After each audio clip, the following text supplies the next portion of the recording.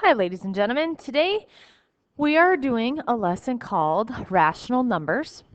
This is something new that you've never had before, so my video might be a little longer, but I promise this is something we're going to work on together in class. So just make sure you take some good notes and have some questions because I'm pretty sure you're probably going to have some kind of questions today. So this is 3-2 rational numbers. All right, so what is a rational number? They named this lesson rational numbers, so I want to make sure you actually know what a rational number is. And a rational number is a number that can be written as a fraction. As a matter of fact, I know that's on your test for this chapter. It asks what is a rational number, and it's a number that can be written as a fraction. So here are the types of rational numbers, okay?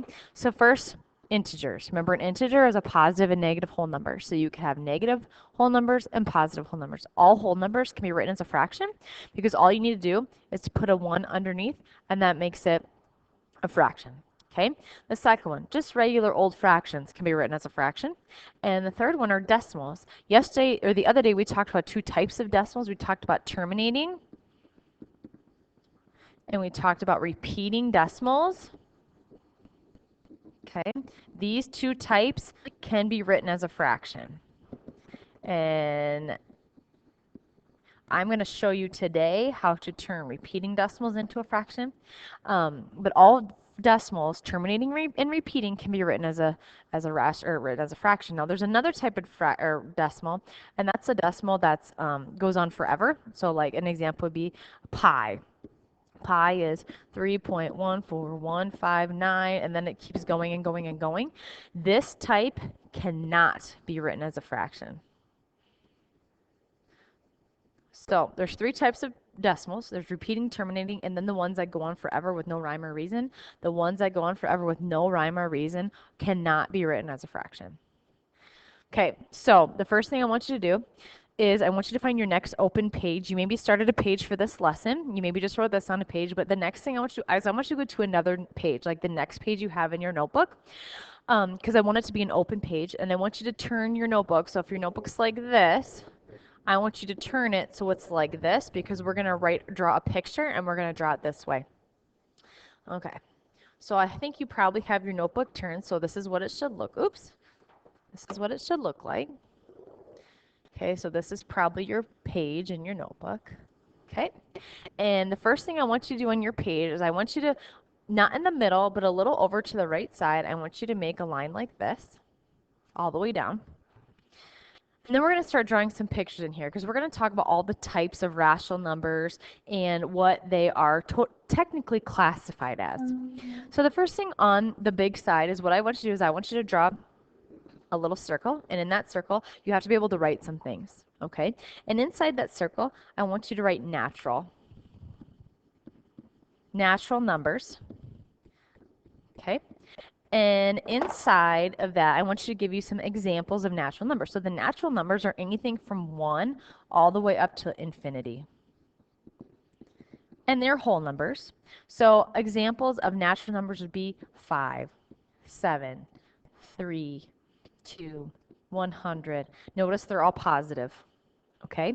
So the natural numbers are from 1 to infinity, and they have to be whole numbers. Okay, the next thing I want you to draw is I want you to draw another circle, like this, around, and I want you to write the word whole inside. Okay, so what are whole numbers? Whole numbers are anything 0 through infinity. Okay, notice the only difference between whole numbers and natural numbers is the number 0. Okay, so notice that. So like whole numbers here could be 7, 8, 9, 3, 1,000, 1,500, all the way up. So notice they're also whole numbers and they're positive, and the only difference between whole numbers and natural numbers is the number 0. 0 is not a natural number, it's a whole number. Okay, the next thing I want you to draw is I want you to draw another circle around. Okay, just like this. And in there I want you to write integers. And you should all know that integers are positive and negative whole numbers.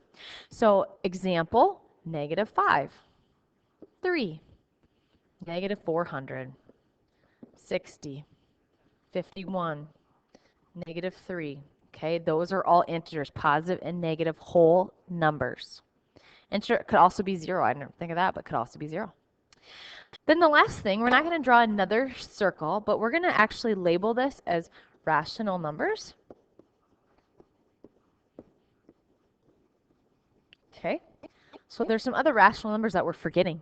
We're forgetting decimals and we're forgetting fractions. So that's where those decimals can go. So for decimals, they have to be either repeating or terminating. So like, for example, 0.2 or 0.37 repeating or 4/5, 9/12, 0.21 repeating, 0.6 repeating, 3/9. Okay, those are rational numbers. Okay, and the last thing I want you to do is I want you to take maybe a different color or something, and I want you to make an arrow out.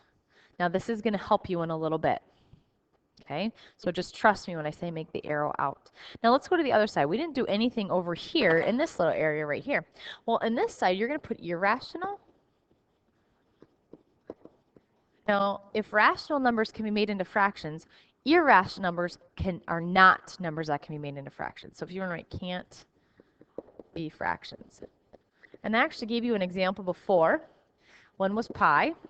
Okay, another example, 3.2961, yada, yada, yada, 0, 3, 2, 9. Anything that just literally goes on forever is an irrational number. There's no rhyme or reason to it. It goes on forever. Pi is a really, really good example. And then you could just make up your own. Okay, these are irrational numbers. Okay. All right, so how are we going to use this today? What it's going to ask you is it's going to say, what kind of number is the number 5? And you're going to have to list every single thing the number 5 is. Now, the easiest thing to do is to follow your arrow. Well, first of all, inside your circle, where does 5 fall? Well, it's a natural number.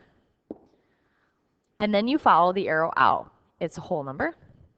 It's an integer. And it's a rational number. So anywhere that arrow goes through, that's the type of number it is. But first, it has to be found where it started at. Okay? So start at natural, because that's where the number 5 started. 5 was a natural number. And then if 5 is a natural number, we're going to follow the arrow out. And 5 is considered everything else after that: a whole number, an integer, and a rational number. Okay? So like if I asked you what type of number or what type of classification could we classify 0? Well, is 0 a natural number? No, it's not a natural, but it starts at whole number, and then it's an integer, and then it's a rational number. Okay, so it's 3 things. Now, if I ask you what -6 is, well, is -6 a natural number? No. Is -6 a whole number? No. Is -6 an integer? Yes, it's considered an integer, and if we follow it out, it's also considered a rational number. Okay, if I would ask you what, I don't know, 3/4 is. 3/4 isn't natural. 3/4 isn't whole. 3/4 isn't integer. It's just a rational number. So here's an example of what they're going to have you do. They're going to say, okay, what type of number is 7? Okay, well, starting in your picture, it was a natural. It was whole. It was an integer. It was rational. Okay, then they might say, okay, what kind of number is 0.35 repeating? Well, it's not a natural, it's not whole. The first place it could possibly go is in the rational spot, so it's just a rational number. Okay, they're just trying to get you to think of all the different things some of these numbers could be. And then the last one they maybe would ask you, let's say they have this. They say, okay, what kind of number is this? Well, knowing by this, we know it's an irrational number. So it's irrational. Okay, so they're just going to ask you to classify some of these different things. Can you abbreviate? Sure, but just make sure I know exactly what they are. Okay, so the next thing I want to talk about is I want to talk about writing decimals as a fraction. I did this yesterday or the day before, and I just want to make sure that you remember again how to do this. You have to know the place value. So this first one, it's read as 34 hundredths, and so this is how it would look, 34 over 100, and then it can be reduced. Let's see, 34 divided by 2 is 17 over 50, can't be reduced anymore. That's the end. This right here would be 8/10. This is how it would look. It can be reduced by 2. So it would be, let's see, 4/5. Okay. The next one is 712 thousandths. This is how it would look. And then, of course, you'd have to reduce as much as you can. So I just wanted to quick go through that again, so you know how to make decimals into fractions. Just make sure that you reduce if you can. Okay. One of the next things I want to talk about is how to make improper fractions. This is something you guys know.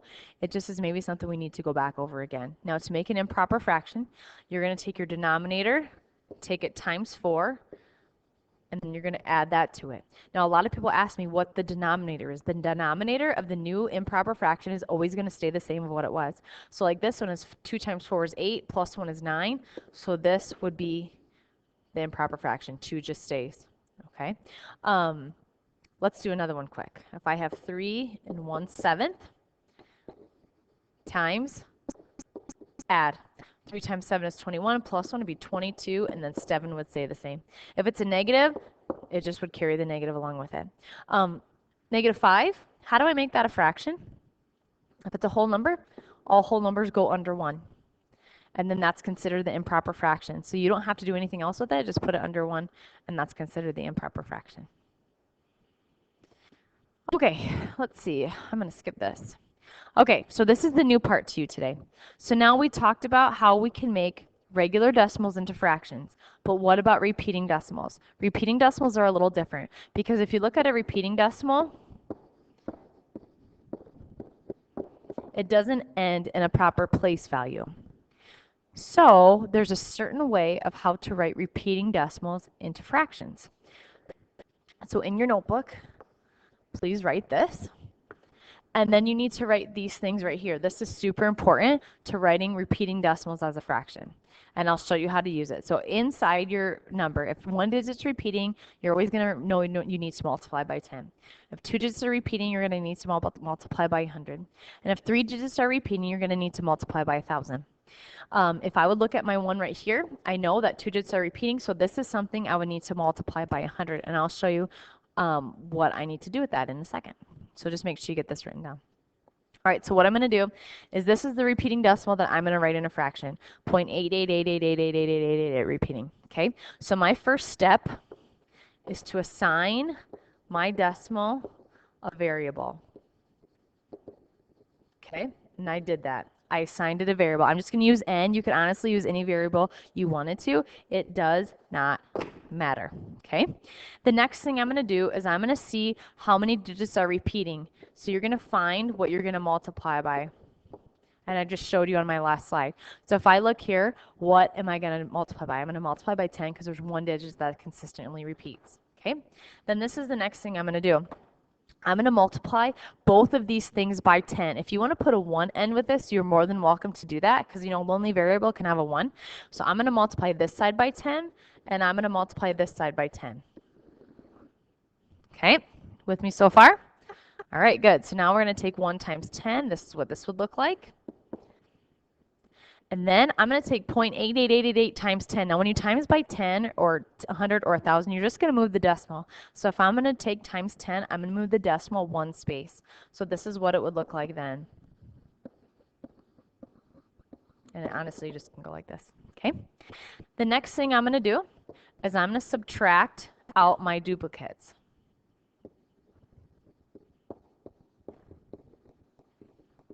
Okay. So I'm going to take what I did up here, because my goal is to get rid of everything behind the decimal point. So I'm going to take this, and I'm going to line it up, and I'm going to subtract. Okay, now I'm going to subtract 10 minus 1n is 9n.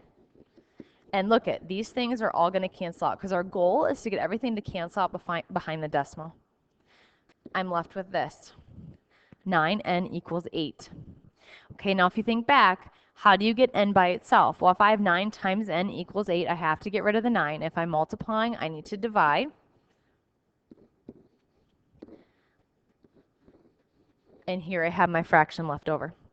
Okay, so if you're writing down my steps, the next thing I did was subtract out the duplicates.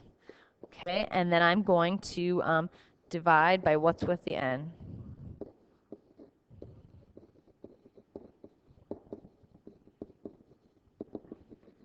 Okay, and 8/9 is technically the fraction for 0.888888888 repeating. Okay, now we're going to do quite a few more of these so we don't get confused.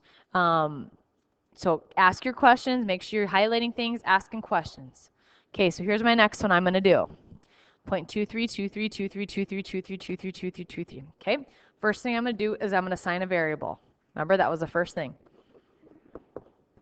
Okay, the next thing I'm going to do is I'm going to decide what I have to multiply by. 2 digits are repeating, so that tells me I have to multiply by 100. I'm going to put a 1 with that. I'm going to multiply by 100 over here, and I'm going to multiply by 100 on this side. Okay, so now I have I have 100n equals, now my decimal, if I'm multiplying by 100, my decimal is going to move 2 spaces.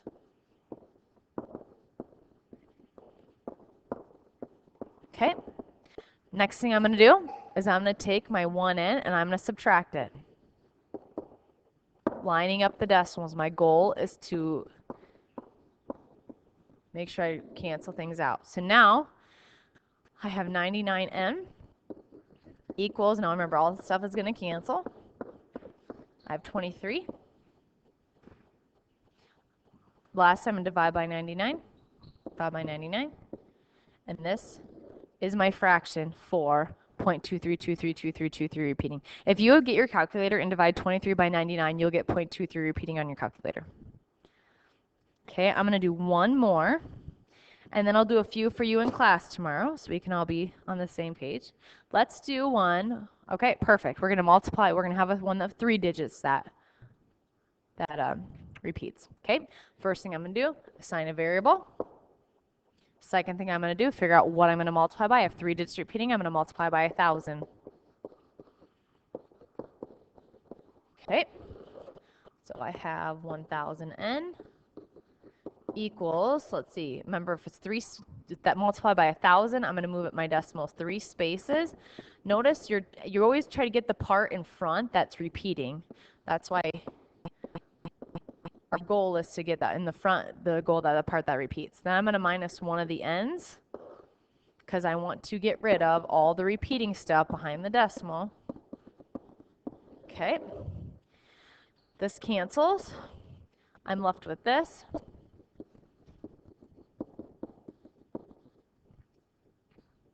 I'm going to divide by 999, divide by 999. I actually can reduce this by 3.